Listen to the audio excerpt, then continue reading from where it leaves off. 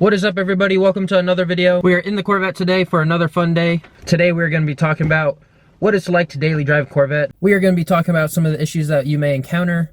But first we got to do a couple things. We got to get the battery swapped in this car. And it's going to get dark soon, so we're going to go to a car meet. And then we'll go ahead and talk about what it's like to daily drive a Corvette. Alright everybody, first thing we got to do is get the battery swapped out in my car. The reason I'm changing it is because it seems to be going bad, which I'll explain a little bit later once I'm done. In my 5 problems I have with my C6 Corvette video, I talked about the infamous no fobs detected, and I came to the conclusion that it's probably the battery. So I'm going to be changing it out right now. The battery's under here, and here's the new battery right here.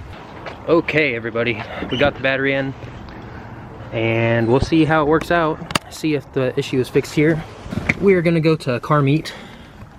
Focus. Alright, there we go. We're going to go to a car meet, Pure Exposure, put on by Alpha Visuals Northwest. First one ever of this meet. So, first things first, we got to go get some gas, and then we'll head there and get some nice cinematic shots for you guys. Then we will go ahead and continue on with the video, but I'll see you guys along the way.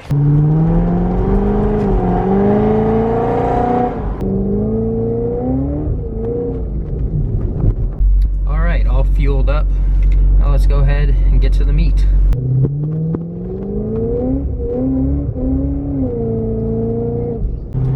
Alright, here we are at the mall, pulling up to the meet spot. Let's go ahead and see what we got here. Should be interesting.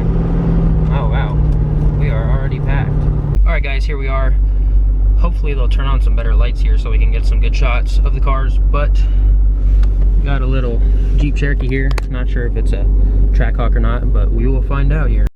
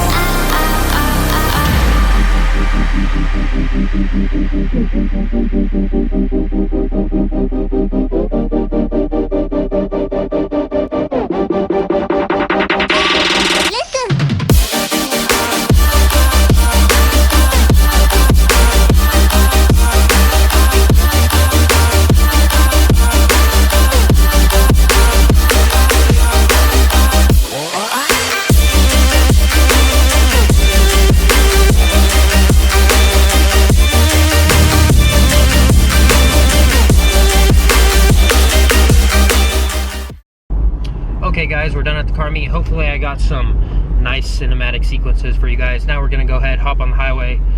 Gonna do a couple things before we call it a night, so that means we should be able to get some nice highway pulls since it's nighttime. Here we go.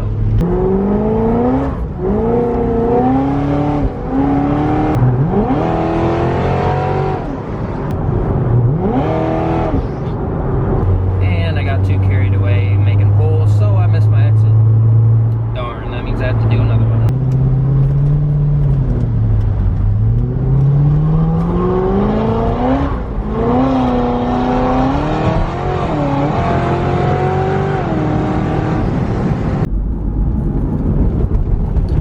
January 4th, still got the Christmas lights up. Not complaining though. Makes for some nice driving scenery here in the city.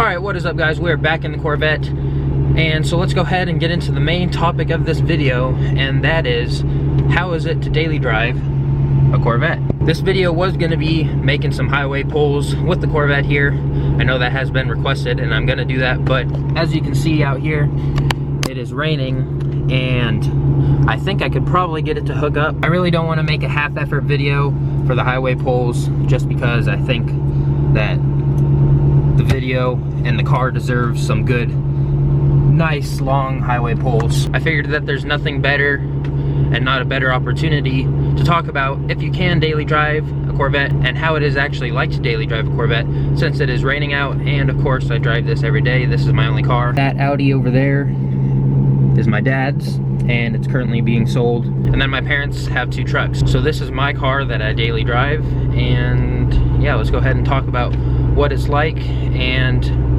of course if you can do it, but I do it, so you can too.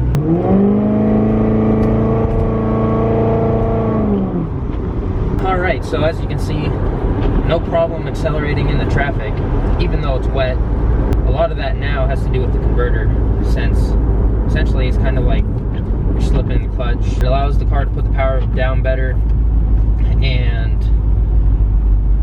yet still be able to accelerate up to the speed you want without the tires breaking loose. With the stock converter, I get a lot more tire spin in this type of weather, but now the car, if I'm just cruising along at 35 miles an hour, I can keep it in 3rd gear and the car will still accelerate. I don't have to downshift, and since it doesn't have to downshift, don't get that big difference in torque, so therefore less wheel spin. So that's a plus right there.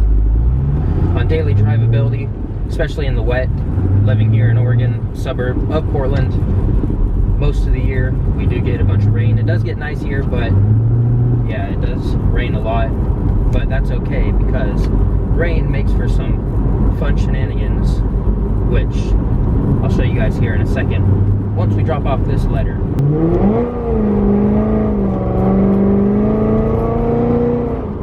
Okay, so another thing I'm sure you guys are wondering about here is fuel mileage. You guys see how I drive here. I do drive on the highway with this a little bit, but most of the time when I'm in the city here, I'm just, okay, that's real nice. Thanks, guy. Anyways, as I was saying, driving around the city here, you guys see how I accelerate, usually more than half throttle at every stoplight, and I do spin the tires a lot despite being able to accelerate without doing that. But fuel mileage here, just reset it yesterday and I've driven it a little bit, as you guys can see. So 11.2 miles to the gallon, usually get about 12. But considering what the car puts down to the ground power wise and how I drive it, not too bad. That usually means I fill up every 2 weeks, and on the highway the best I've got with the Supercharger is about 22.5, so that's not bad considering that it's supposed to be rated at 25. Alright, let's go ahead and go one more exit down and we'll get another pole.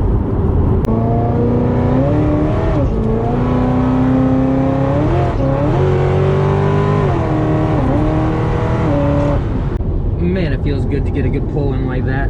Haven't gone on the car like that for a while. Obviously got to be careful here since it's a little wet. But again, if you wanted to, you can get the car to hook up. Let's see if we can't get one more run in here. Going over the bumps there. The car doesn't really scrape that much, even though I have the Z06 style bumper on here.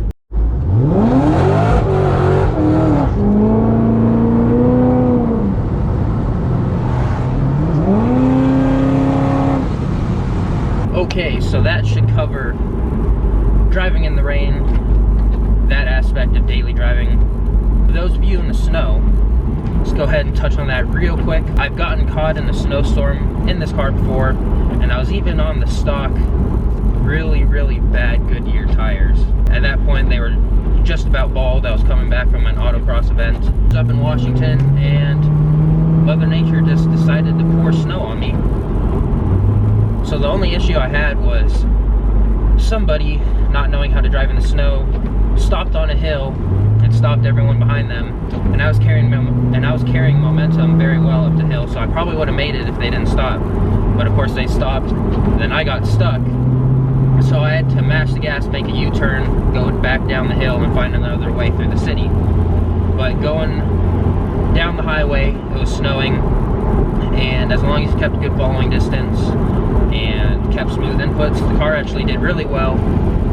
I wish I had some footage of that for you guys, but I wasn't filming or making videos at that time. Next topic, speed bumps or just city driving in general.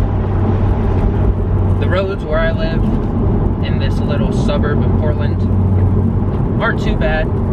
The only things that are bad are some of the intersections have humps when you go over them. So you have to slow down for those, of course. With the stock ground clearance, I guess, of the front bumper, probably have to be less careful, but since I have the Z-style bumper on my car, you have to slow down a bit more.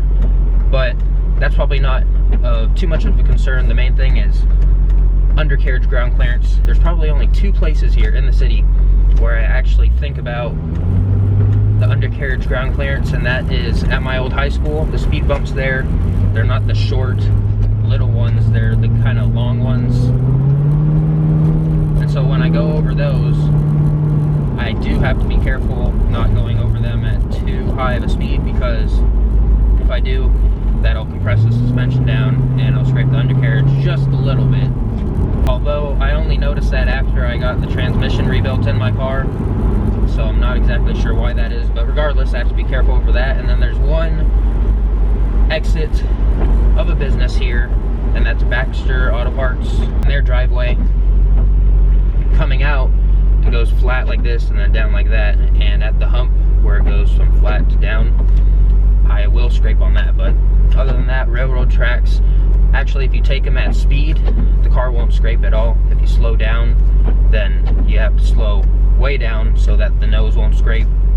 But if you take them at speed, like upcoming here, you won't scrape.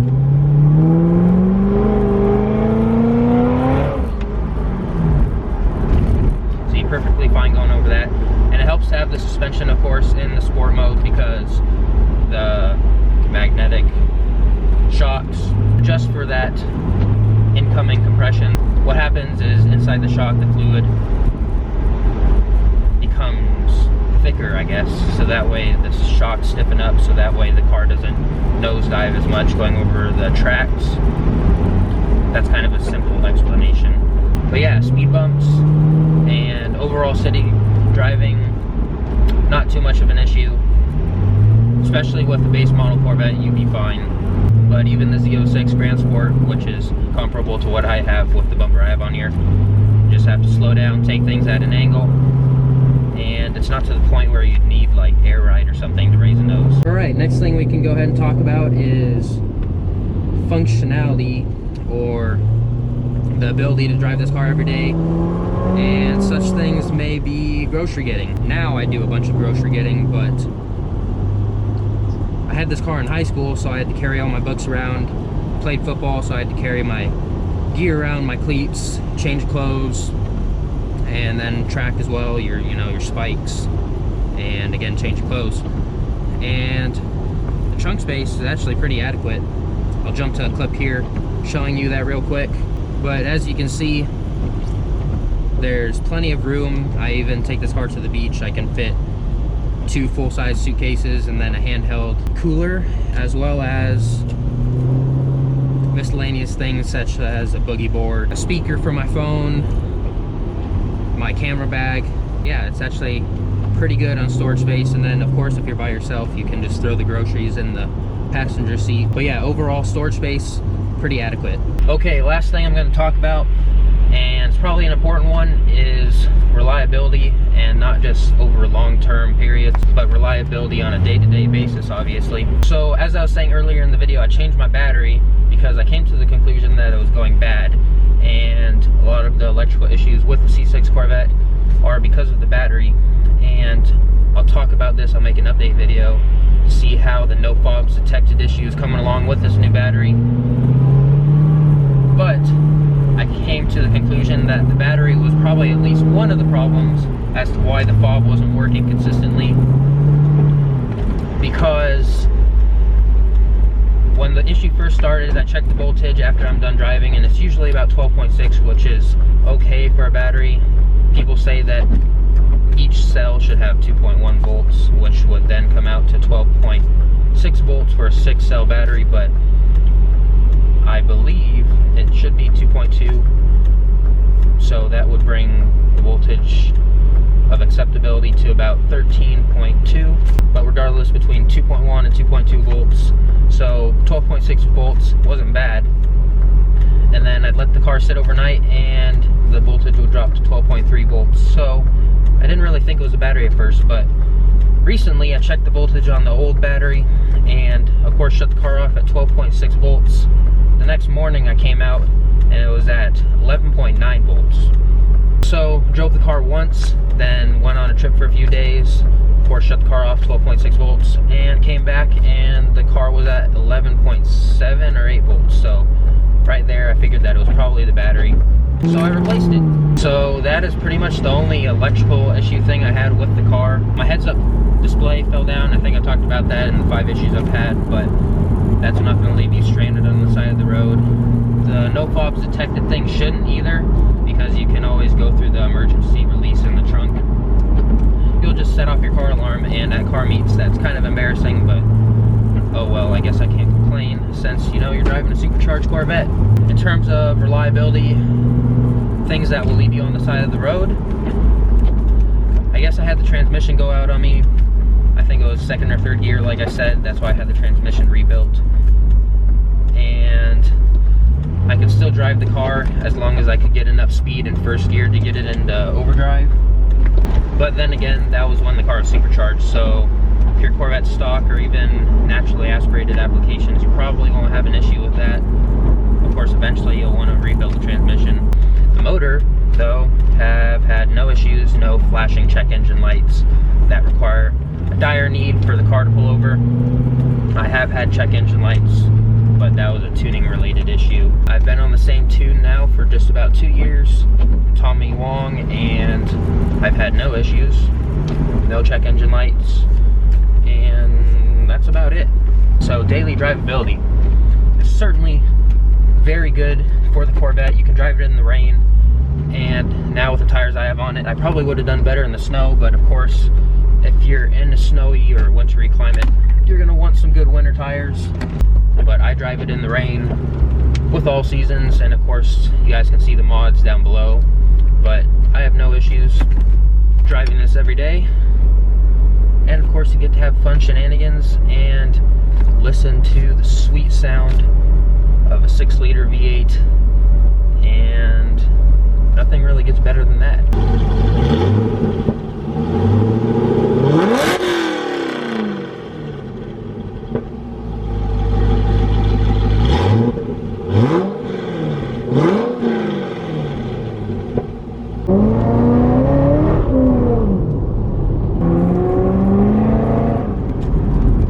Alright everybody, that is going to do it for today's video.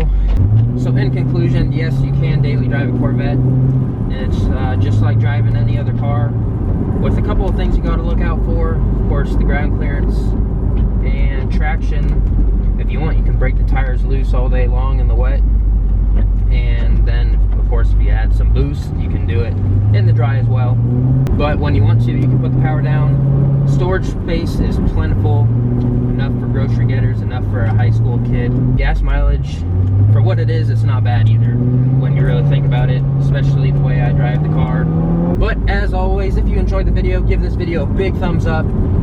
Of course, share this video to your friends and those who may enjoy it, and in this case, those who may find it helpful or those who are looking for a Corvette as their daily driver. But since it's going to be raining for a few days here, I'll be making some Corvette videos, so stay tuned for some highway pulls, hopefully, and then, of course, some more Corvette videos. But make sure you hit that subscribe button, get the bell on. At this point now, we're just trying to get to 1,000 subscribers, so help me get my goal. And with all that being said, join the club, and I'll see you in the next one.